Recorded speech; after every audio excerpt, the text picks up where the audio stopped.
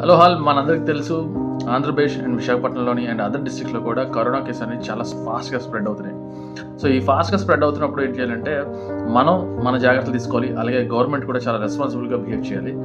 నేను ఇప్పుడే బ్రౌజ్ చేస్తూ అసలు స్టేటస్ ఏంటి, అసలు ఆంధ్రప్రదేశ్లో ఎన్ని కేసులు ఉన్నాయి యాక్టివ్గా అని చెప్పి నేను మన official Andhra Pradesh ministry of health వెబ్సైట్ని ఓపెన్ చేసి చెక్ చేశాను. ద లాస్ట్ అప్డేట్ వాజ్ 2022 ఏప్రిల్లో ఎప్పుడో జరిగింది. దాని తర్వాత అప్డేట్ జరగలేదు. పోన్లే, ఓకే, మేబీ అప్పటి నుంచి కేసులు లేకపోవచ్చు. బట్ ఇప్పుడు స్టార్ట్ అయింది కాబట్టి వెంటనే మేల్కొని, ఆల్రెడీ డెత్ కూడా జరిగింది ఆంధ్రప్రదేశ్లో కోవిడ్ సంబంధించింది. బట్ స్టిల్ ఆ డిపార్ట్మెంట్ అనేది ఇంకా స్లీపింగ్ జోన్లోనే ఉందని అనుకుంటున్నాను. I request minister to act very fast on this issue.